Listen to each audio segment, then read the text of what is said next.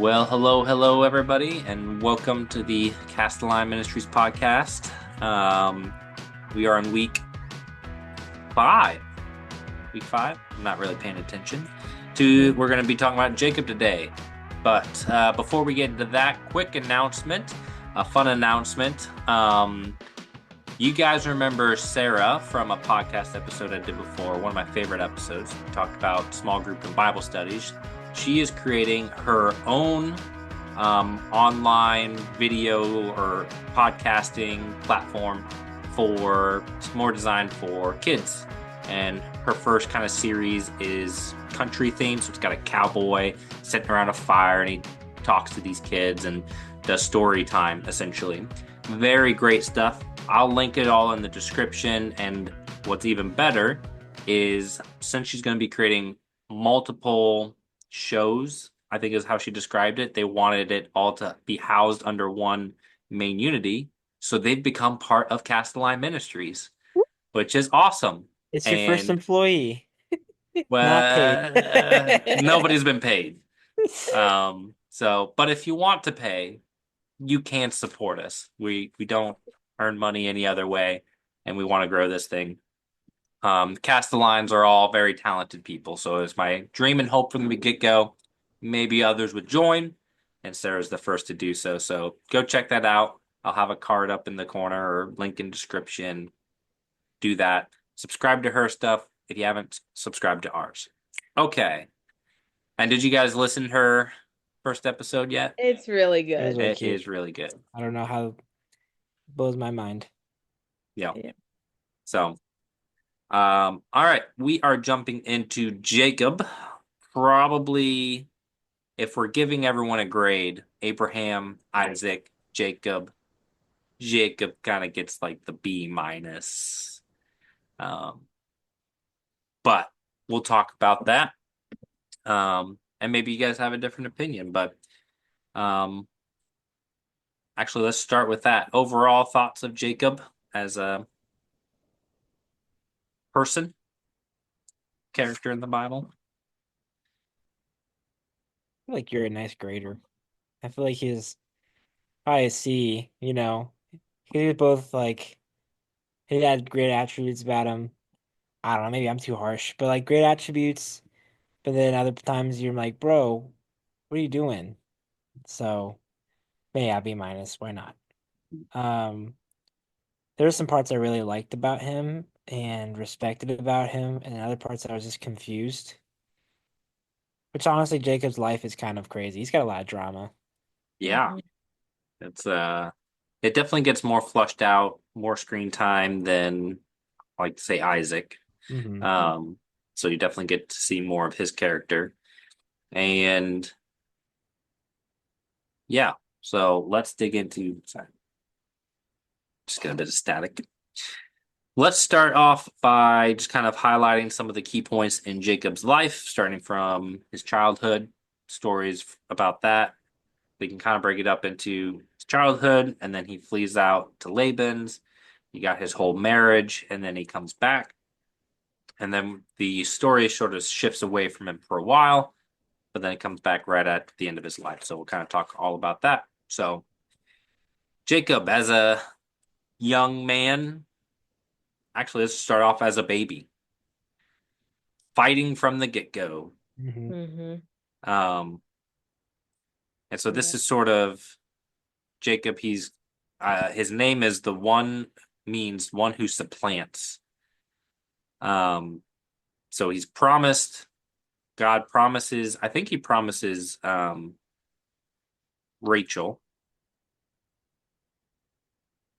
Rebecca. Hold up. Yeah, Rebecca, because he marries Rachel. Yeah. God promises Rebecca the younger is going to be the one who will inherit the blessings. And from the get-go, he's holding on to the heel. And then throughout the story, it's just Jacob trying to deceive and fight for what God has already promised for him to have. So that is kind of his story, which culminates in a story with him literally wrestling God for something he already has. So, all right. So that's sort of Jacob as a big view. Why don't we turn it over to you guys and stories from his early years before he ran away? I feel like a lot of his character could be this. Okay, thank you. Mhm. I feel like a lot of his character could be maybe created by the way his mom probably treated him, because he was her favorite, and so like I don't know how she expressed that, Mhm. but you clearly see in the early, like when like the blessings part comes around from Isaac, is like she's trying to prompt him to go trick Isaac to give him the blessing. So it's like, I don't know, that probably wouldn't be the first time she's shown favor to him, you know? Right. And so I like, think even worse than that is that Isaac has a favorite, and it's Esau. yeah, Mhm. So he's getting both he's not rejected really, but mhm, like that's how you would feel as a child, yeah, from one parent while being accepted by the other. Mhm. Certainly going to add some interesting personality. yeah. And so like he's getting amped up by his mom, and he probably has this need to feel like he's got to prove himself. Brothers always have that kind of like, not always, but brothers have that like that rivalry kind of thing. And so, um, yeah, I feel like that kind of like spurred him to get that blessing, and then he ran off because, there's I feel like he's got a lot. This is one of the weakness. I feel like he's got a lot of fear because you see it in certain ways throughout his entire stories. So, Yep. It takes him forever to stop working for Laban. It On the journey back, he's like lining people up, fearful that they're all gonna die, and he's like ordering who would prefer to die first. Like, Mhm.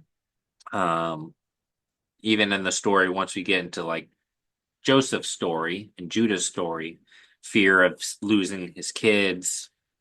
Yeah. So a lot of bad decisions made out of that, and you can kind of see where that comes from early on.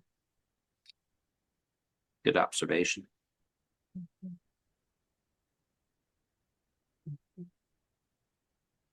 Yeah, I find it interesting that he gets the blessing, and first thing he has to do is run away. It's like yeah. that doesn't really seem like you won that, but Yeah.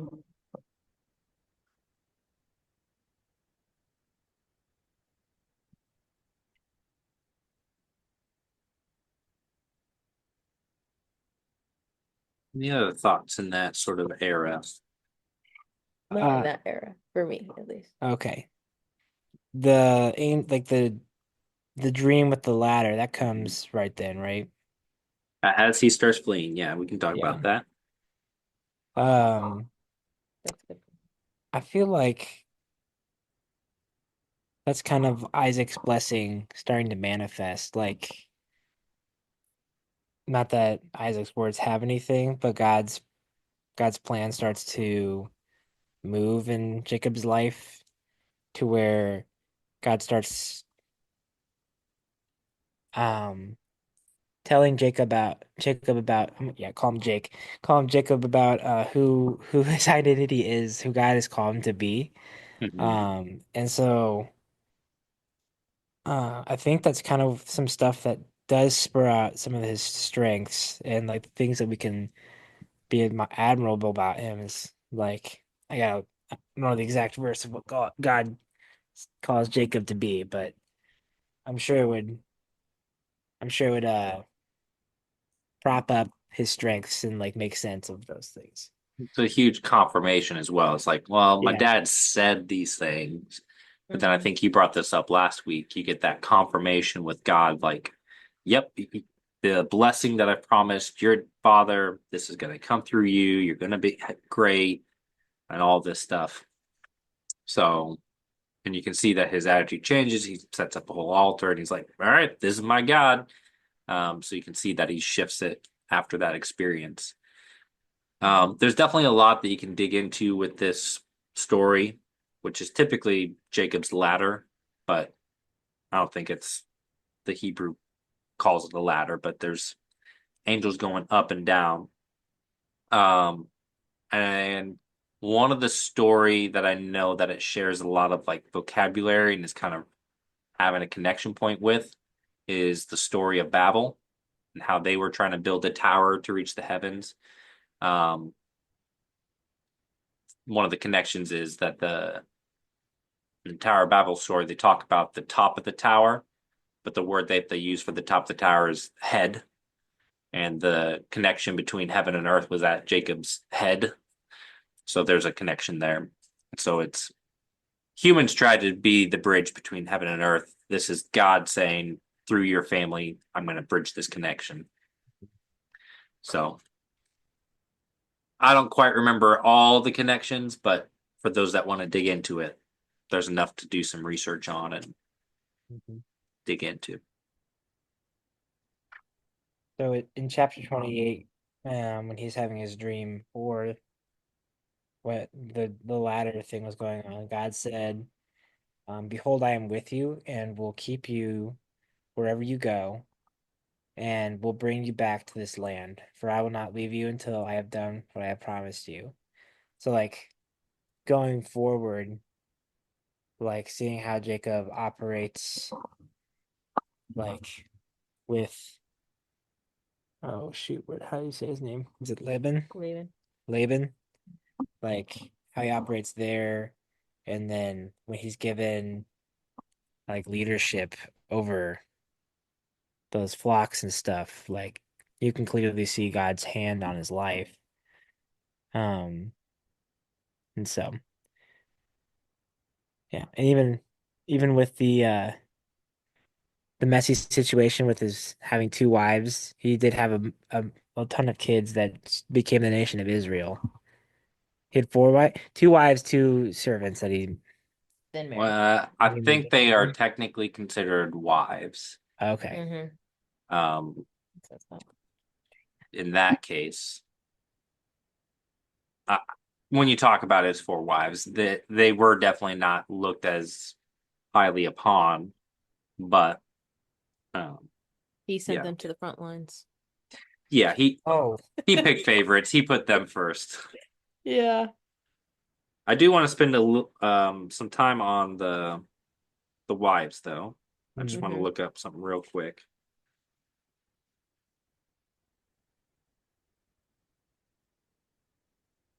Because I had in my head that this story of Jacob's ladder happened somewhere.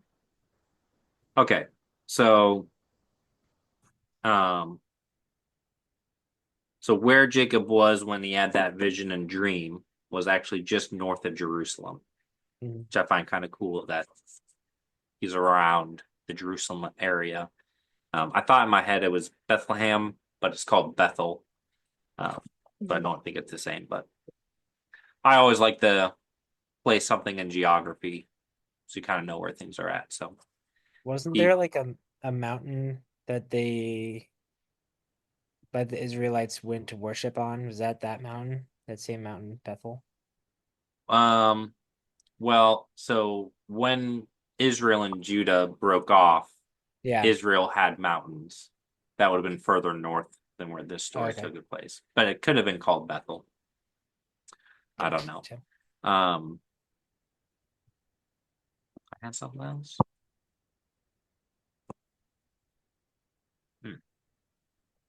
So okay, so let's talk about the wives, mainly the first main two. Um, Curious, what does your Bible say about Leah? She had weak eyes. And if somebody is reading with a different translation, they will get a different description of that. This is an interesting point. I ran into it with my small group when we were doing this last time, and um,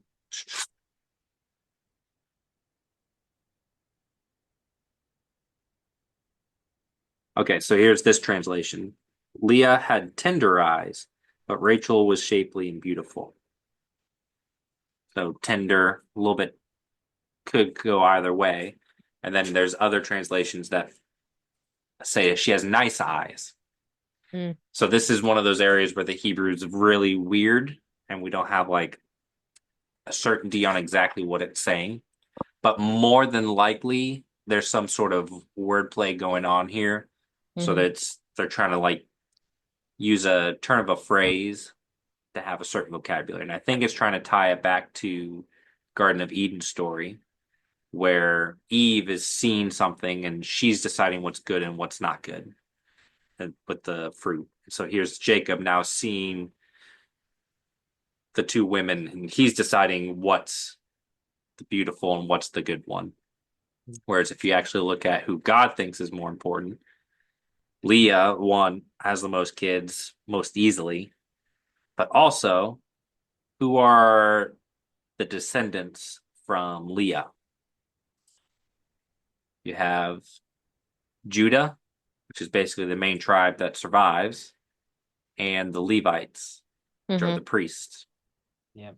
And I think the only main kind of group that comes from Rachel is Dan. Joseph. That kind of sticks around for a bit. Well, Joseph, his descendants kind of just get absorbed and lost.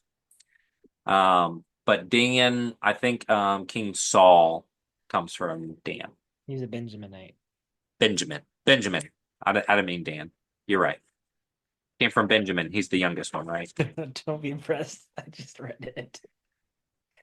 Like what? Sorry, Boom, I drop. know my Israelite tribes like the back of my. Whoa. I could name most of them, but I found most people don't know them because if you remember over summer did that trivia game, one of the questions was who was the firstborn son of Jacob, and everyone's like, And don't they like the names change depending on where you're at in the Bible too, right? so how It's many? like So the thing is, and this is actually really cool. So we say that there are 12 tribes of Israel. But so Jacob has 12 sons, but then you don't actually include Joseph as a tribe. It's his two sons that become tribes. okay. Something in Manasseh. Manasseh. Manasseh and forget the other name. So really there's 13 there. Mhm. But when they list out who the 12 are, what they're doing is they're taking off one of those tribes. And it's because later on in one of the stories, one of the tribes does like something horrible and they almost get wiped out completely. So there's this interesting kind of correlation where there's 12 tribes, but really there's one extra because one is going to do something really horrible. And what do we have in the New Testament? We have 12 disciples, but one does something horrible. So there's another one added in later. So there's kind of interesting dynamic going on there. Foreshadowing. Yeah. And again, that could just be coincidence, or that could be the Holy Spirit being like, watch this. Mhm. So, I think so that little weird translation where it's talking about Leah's eyes. I think if we were to try to interpret this into modern day, it would be like, um, it'd be Leah was Mid. That's no, I used to have a way of saying that. I'm just trying to Leia. So in some translations, it says she has nice eyes, where that's like the only thing it says positive. So it's like Leah has nice eyes, whereas Rachel was nice to the eyes, like good to look at, whereas all Leah had was like, she has good eyes. I have a question. Yes. Love question.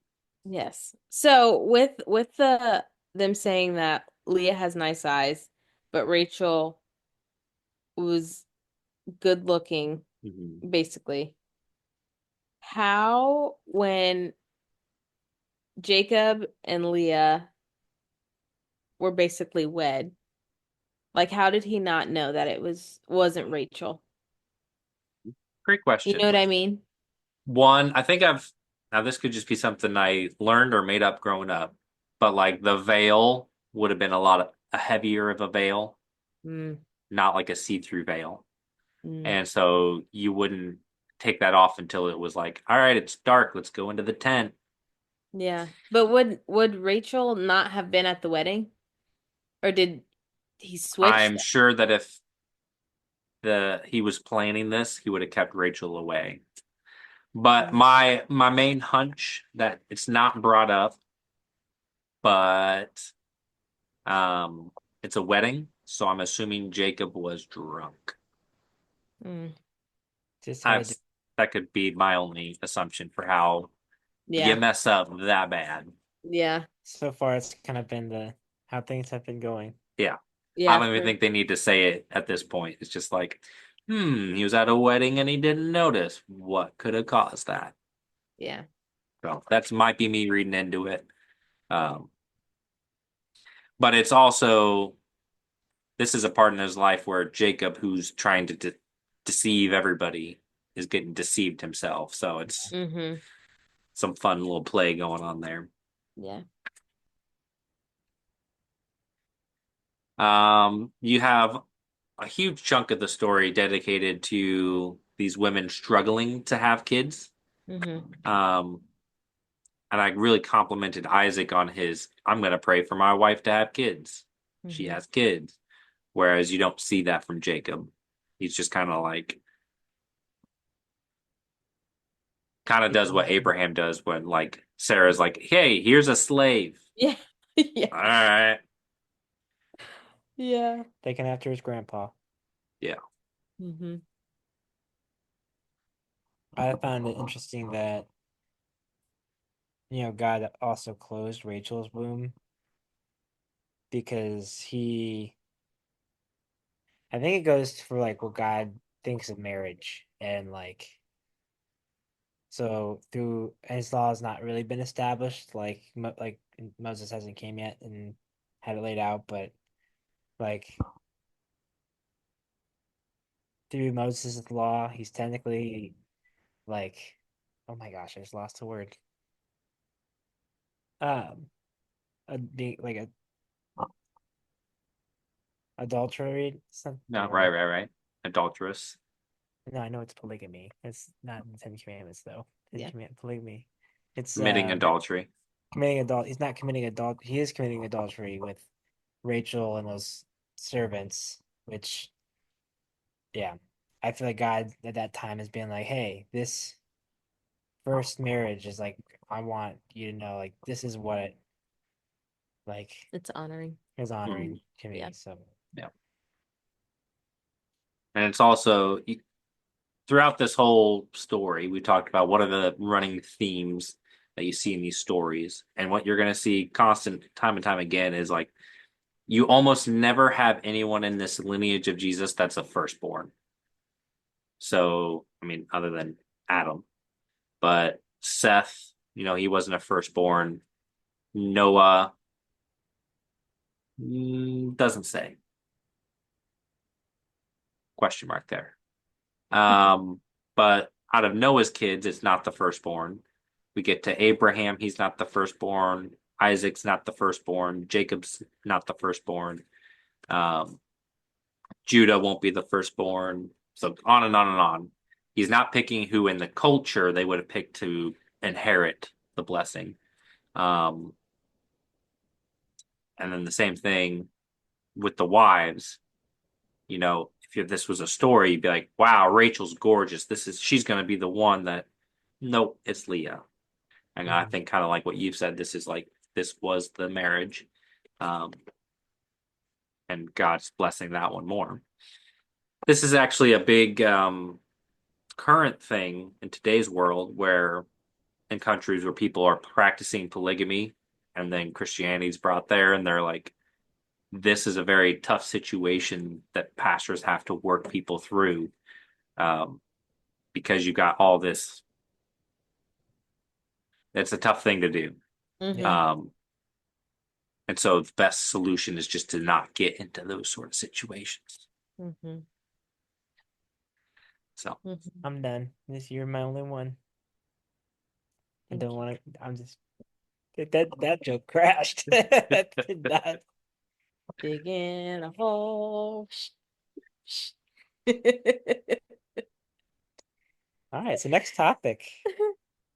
Next topic. Let's see here. All right, so he starts coming back. I'm sure there's something with the number of years that he served. Mhm. Because I think there was 7 and he did another 7 or something And like that. then, did he say 20 years? It ended up being Yeah, 20 20. something years.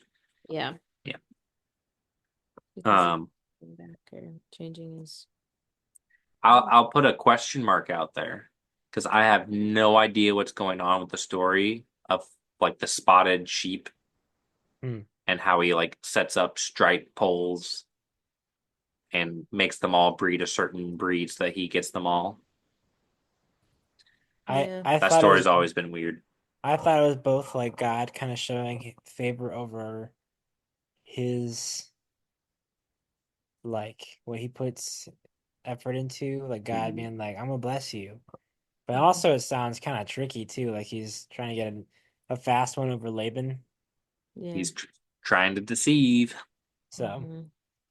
I put that down as both a strength and a weakness. Like, yeah, God is giving him favor, but also he kind of duped Laban because Yeah, like because Jacob, he's a hard worker, yeah. Yeah.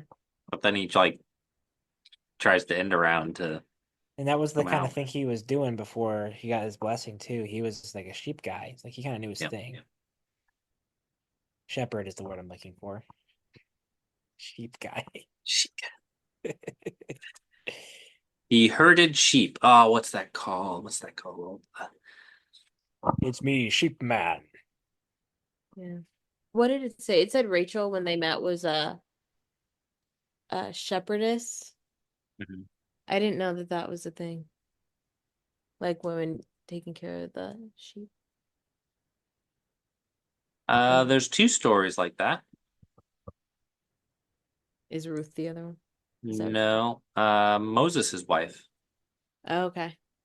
Oh yeah. Well, all of Moses's father-in-law, all of his daughters were shepherdess because they run back like the guy saved us, and he's like, "Well, go get him." Yeah. Yeah, but yeah, it's a thing. Mm-hmm. I've always found it interesting that like the whole like everybody in the stories were shepherds or shepherdess, but then by the time you get to Jesus coming around, they're like, "Ugh, shepherds." Mm-hmm. It's like, isn't that like your whole Where backstory, y'all yeah. where you came from? Yeah. But I guess I don't too look too fondly on IT. So Mm. our dad's in IT for Um those listening. so one thing I did think about is kind of like he could have not listened to Laban at all Mhm. Mm-hmm. and just gone and did his own thing. So I put down and like That's one of his true. strengths Mm-hmm. is how he treats authority. Mhm. Like he still respects the authority and like listens to him. And granted, he did trick them, but like he would like he didn't. He could have just ran away and did what he Mhm. wanted to do, but he went along with things and did things the honorable way and all that. So I put that down as a strength too, and a personal Application. application Mm-hmm. is like how do you act and how you treat authority and respect them even when you feel like they're wrong or they're treating you wrong, you Mm-hmm. know? Right. Which is an application everyone can relate to because we've all had different bosses. Yeah.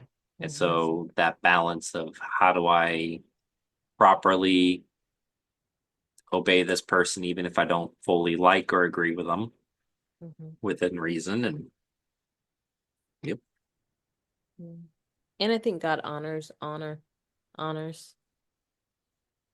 Is there a better way to say that without using the word twice? I think using the word twice is poetic. Yeah. Sounds good. Honor. Honors are honoring. Mm-hmm. Because he's still like it was basically what you just said, but he still blesses him, which is really cool. You know, Mhm. and Jacob. So he Like, starts coming back. I had a cool little note. It seems like so Jacob leaves, he's fleeing, and God meets him as he's fleeing. So he has that whole vision. And then he's out there, gets married, has a bunch of kids, and then he starts coming back, and God meets him on the way back again. So it's like God is meeting him as he's traveling, which I think is sort of like the Exodus story, how God like meets Israel while they're on their journey. Um, and for us too, when we start to journey out into something unknown. That story was kind of, I don't know if random is the right word. It just kind of caught me off Mm. guard. Is there like a significance or like a meaning to like when God was wrestling him that you found? Or is it just like Jacob's so used to fighting for everything that when God showed up, he started fighting with God? Like, Yeah, I think it's still that like this is how he's been his whole life is trying to fight for what he doesn't need to. Mhm. Um, and then because you hear him at the end, like you give me a blessing. That's what he wants. Even though he's already gotten the blessing from his dad, he's gotten the word from God, like you'll be blessed, but he's still fighting for it. And then um there's something about like where he gets punched as well, which is like his upper thigh, which is close to the groin, which is close to like where your inheritance comes from. mm, Um, that I can't remember like why it's significant, but there is significance to that. Um, it is an interesting story though,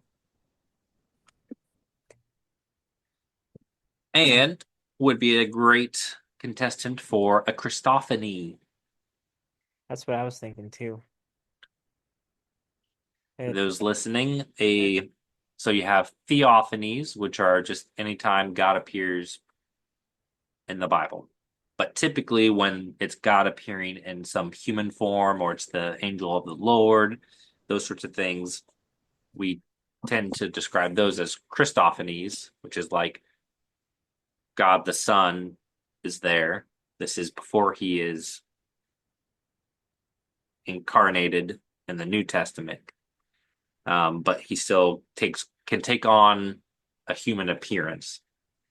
Because the main thing with like God the Father is you can't look on God and live. At least Moses is able to look at like the backside of him, but he can't look at his face. Like there's so Christophany. All right, there is. Let me find the verse. Swords.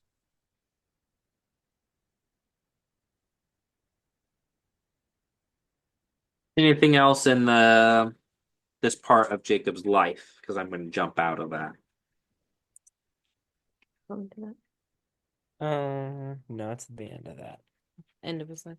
I mean, Well, you have a recurring of, oh, you wanted to share that? Let me share that part. yeah, but I don't necessarily know if that's considered end because then doesn't it end where he goes in?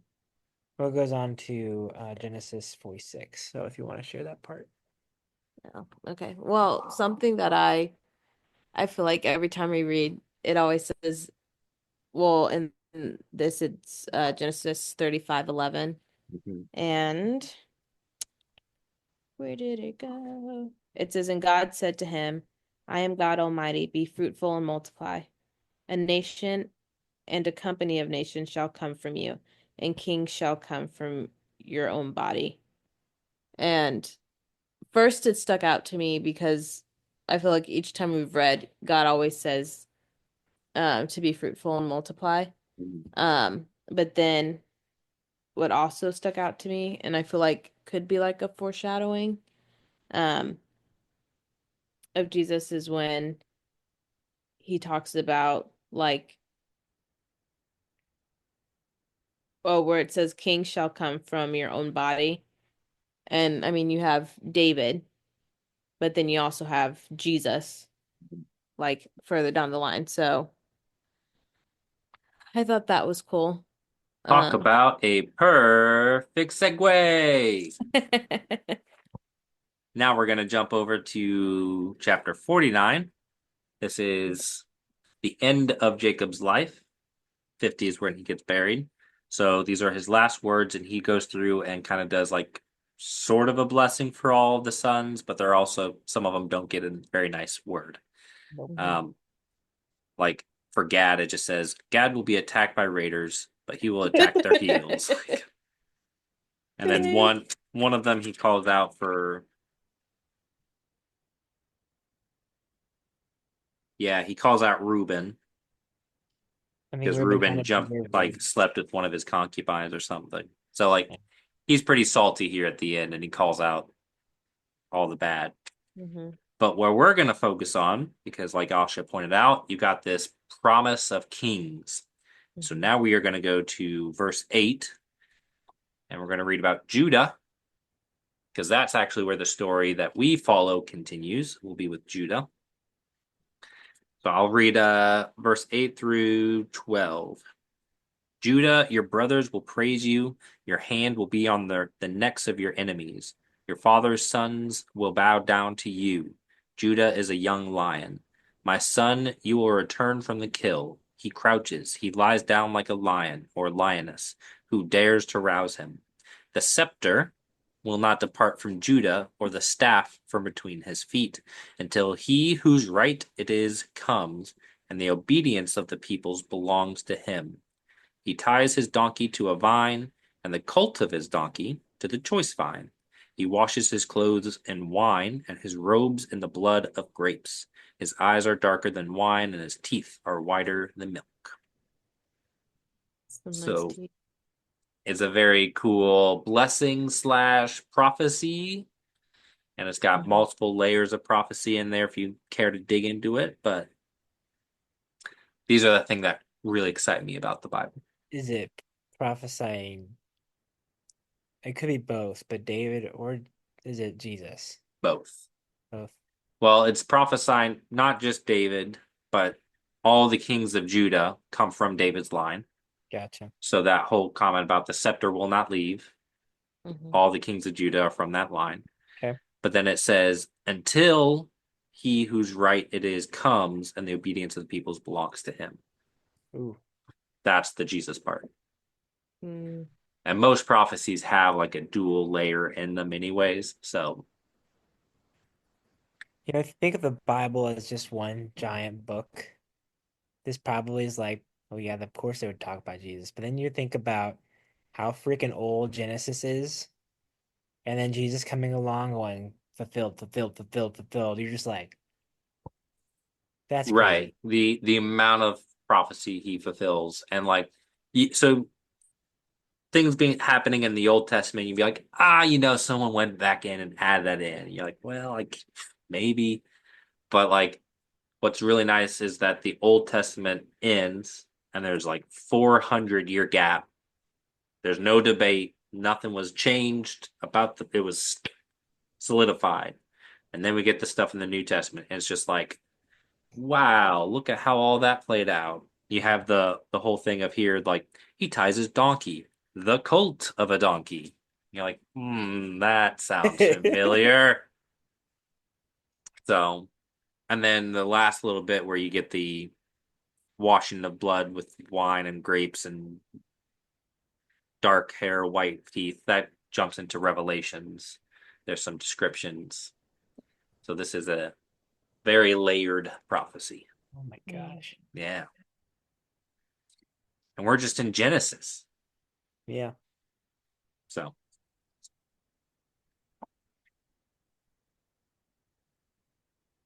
All right. I think that's all I had, like main notes. We kind of talked about personal application, but I want you guys, if there's any other personal applications, and then any foreshadowing of Christ, and then we'll kind of wrap it up there. I think we didn't have any more personal applications, which I think is what gives Jacob a C minus or B minus. Mhm. So, he's just respectful to his teachers, I guess, but he didn't do his homework, you know. Mm. He did it before class.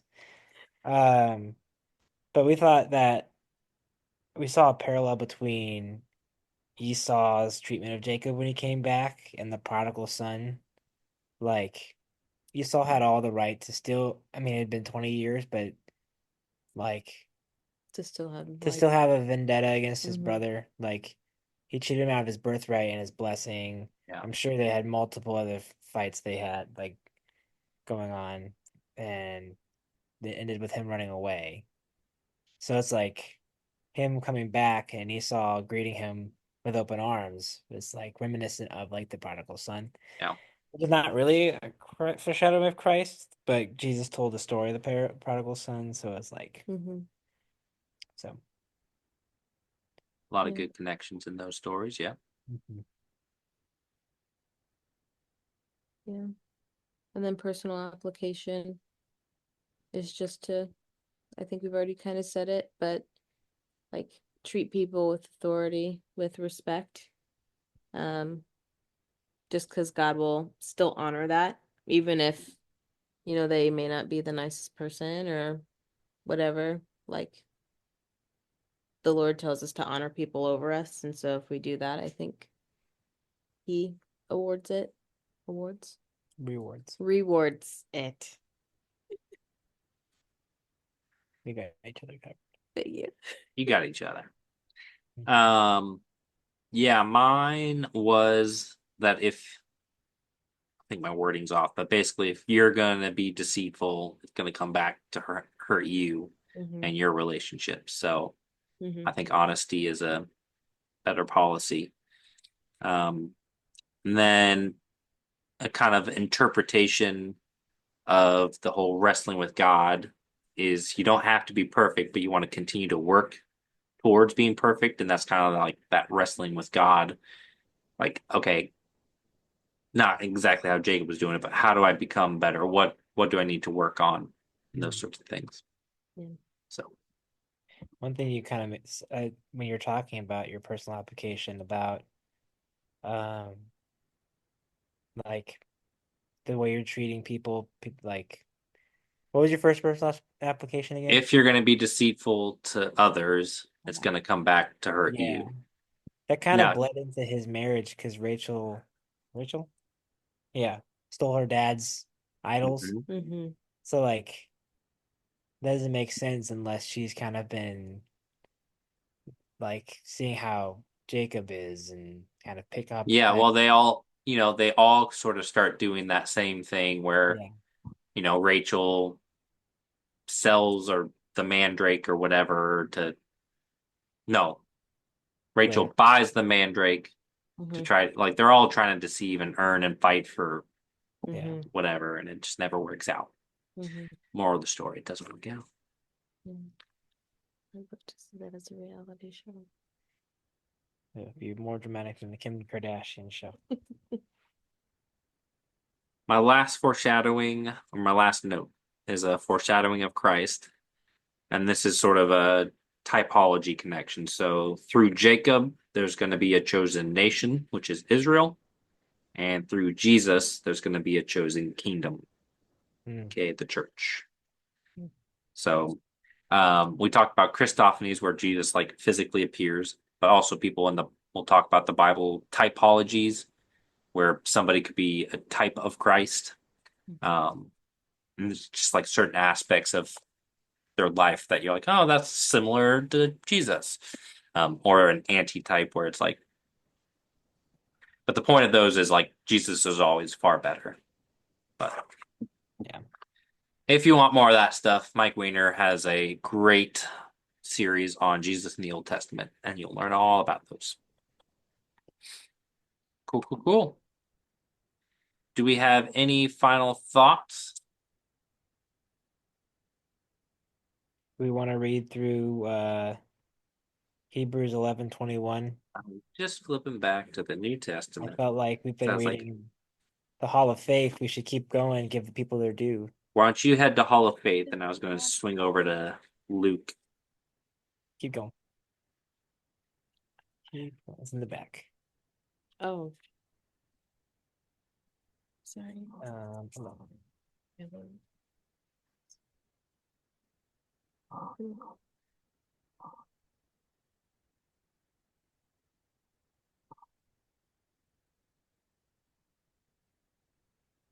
11:21. Okay.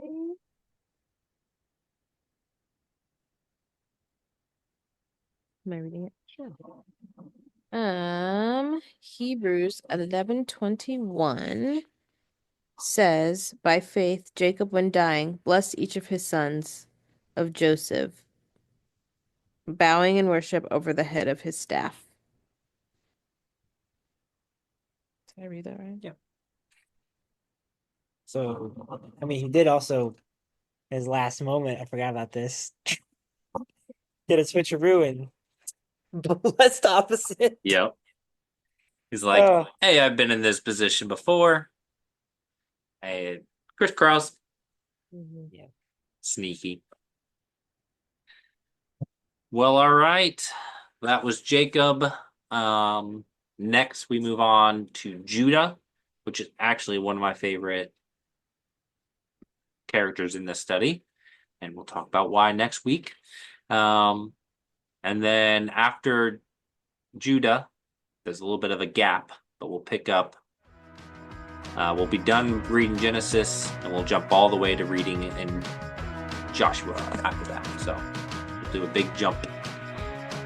All right. Thank you, guys. You had some excellent thoughts and points there, and I look forward to continuing this next week. Thanks for listening, everybody. Go check out the new podcast, link in the description. Bye.